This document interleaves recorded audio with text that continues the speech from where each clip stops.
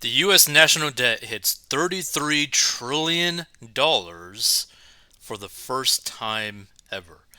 And to be frank, this is kind of scary because like the dollar is getting to the point where it's kind of like on like iffy ground, right? Because like you can't constantly keep printing money like this and expect like nothing to happen. Like the only reason why our money is basically worth anything is because we basically back it up with pretty much war, right? That's the only reason why our money is basically worth anything at all.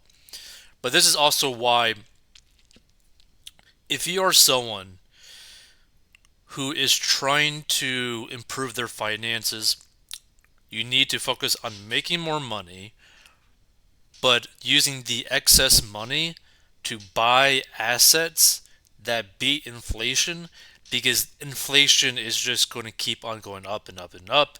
Your like purchasing power is going to go down and down and down over like forever basically, right?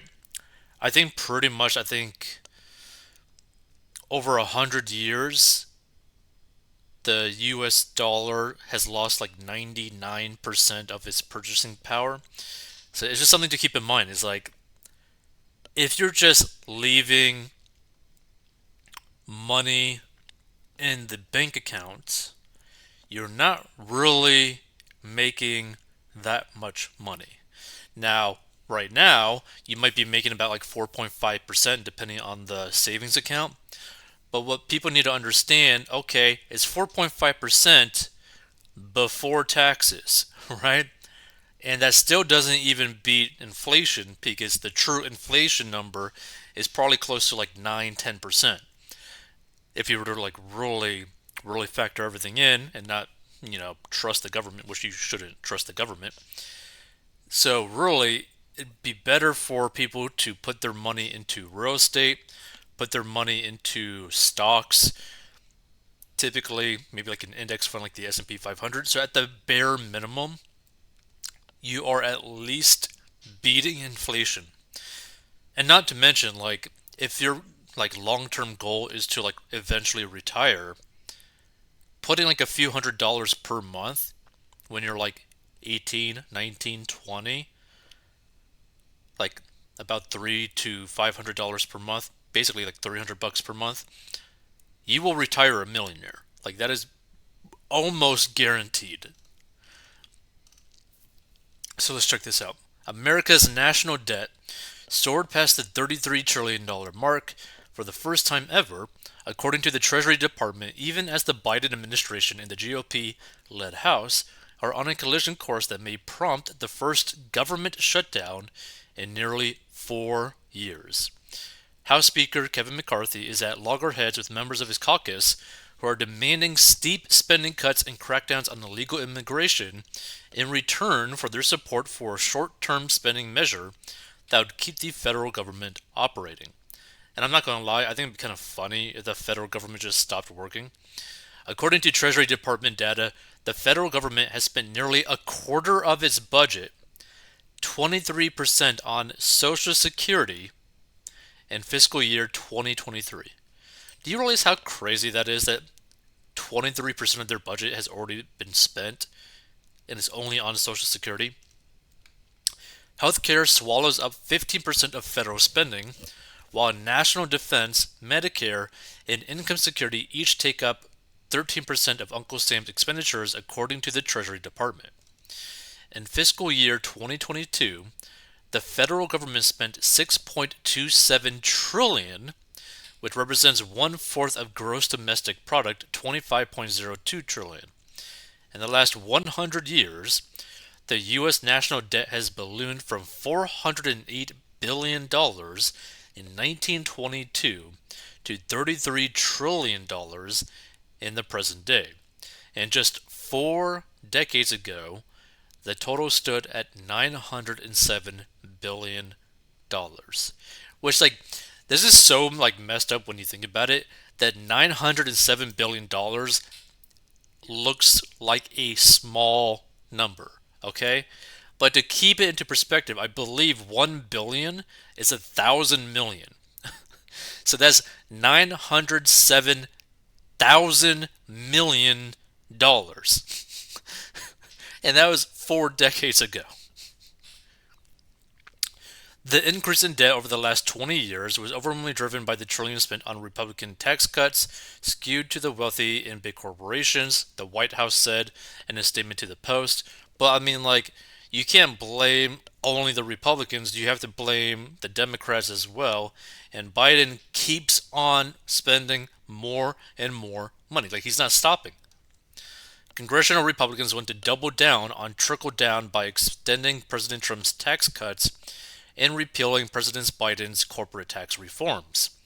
President Biden has a plan to reverse course, cutting deficits by 2.5 trillion by asking the wealthy and big corporations to pay their fair share and cutting subsidies to big pharma and big oil, a White House spokesperson told the Post. The thing that people don't understand, people who make over like $400,000 pay the majority of taxes in the United States. That being said, when you get to a certain income level, right, you start hiring really good accountants, really good tax lawyers to really allow you to work the tax system in your favor. There are many people who are making potentially like 7, 8, 9 figures a year that are able to pretty much pay almost no taxes, depending on how they set it up, right? So, like, for example, let's say that you are an owner of a public company, and so you get paid out in stock, but you don't actually pay taxes on that stock because you don't sell that stock. But what you could do, like, so for example, let's say that you were to get paid like $10 million worth of stock, right, in a year, right? That's not really viewed as income, but depending on like the state, depending on the rules, maybe you got to sell some of the stock to pay for taxes. It kind of like varies. But let's just say that you own $10 million of stock, right? To keep it simple.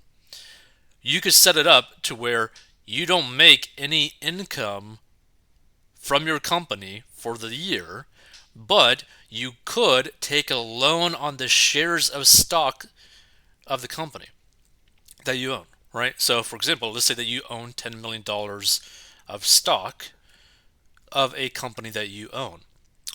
You take a loan on that, so you're not going to get the full 10 million, but maybe you could easily get like half that, so like $5 million on that as a loan. So you don't have any income, but you got access to $5 million cash that you could pretty much use to whatever you want to do. So you could use that money to live off. You could use that money to go buy a home. You could use that money to go invest into another company and show on IRS tax forms that you have no income because you don't have any income. You just got debt. So there are ways to kind of like work the system, legally speaking, especially if you got a good accountant, especially if you got a good tax lawyer, to where you could basically have it to where you don't need to pay taxes, right? And like a lot of these like billionaires, like Mark Zuckerberg, etc., where they like say that they're going to like donate all their money to like their foundations, it's basically a tax write-off to an organization that they own 100%. So even that situation is just this whole thing is just crazy. Like they tried to like increase like the capture of taxes on the super rich, but the super rich pay for lobbyists to basically allow them to use the tax system in a way or allow loopholes within the tax system that they get access to. So it's like you're not going to get the money that you think that you're going to get. Like the best way to get taxes is to have a flat tax rate for everyone with zero loopholes. So people can't do what I described where you could just take loans on your stock, etc. Like if you make it where like if you're like a CEO or owner of a company and you got to pay yourself a salary and you force that and then you get that 10% tax, okay, you know? But I don't know, the government's just dumb basically. Let's see. Let's see. He won't let congressional Republicans use the debt left by their own tax policies as an excuse to cut Social Security, Medicare, and Medicaid. The thing is, Republicans wouldn't cut any of those anyways because they're too afraid, because a lot of their voters are older and a lot of them rely on Social Security, Medicare, and Medicaid. So they're never going to cut that. Like, no political party is going to cut that. Let's see. Early this summer, administration officials were taken aback when Fitch Ratings downgraded the U.S. government's credit rating. Fitch cited rising debt at the federal, state, and local levels, a steady deterioration in standards of governance over the past 2 decades. The rating was cut one notch to AA plus from AAA, the highest possible rating, and the new rating is still well into investment grade. Fitch said worsening political divisions around spending and tax policy was a key reason for its decision.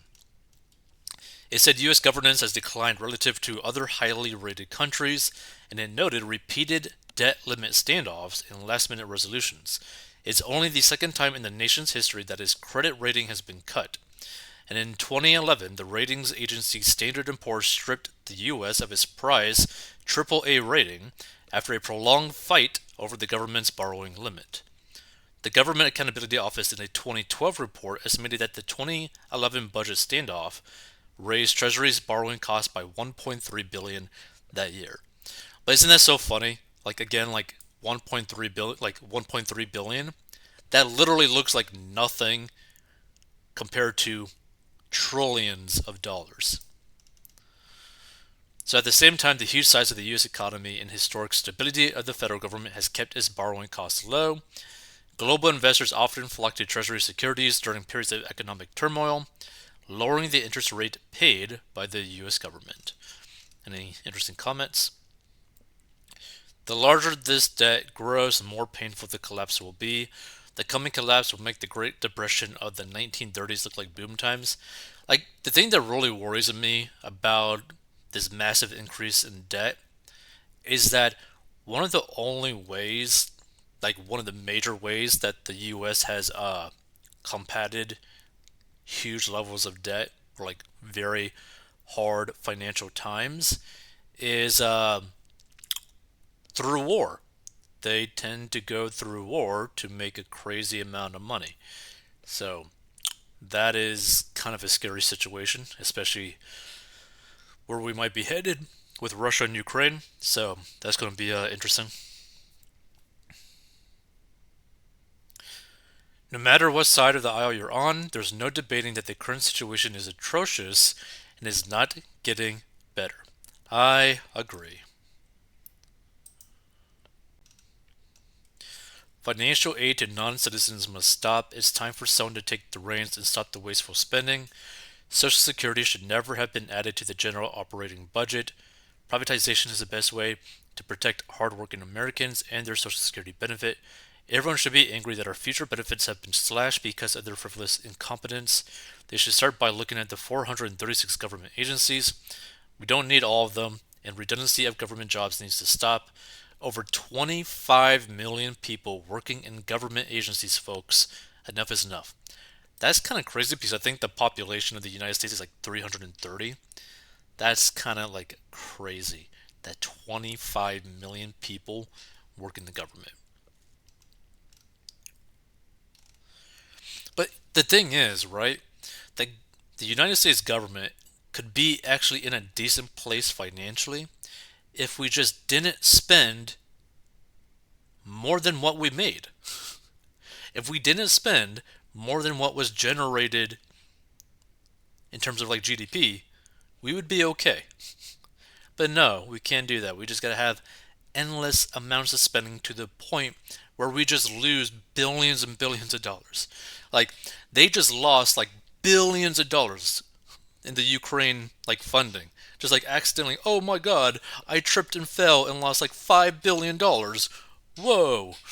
Like, it's just completely dumb. But feel free to give your thoughts.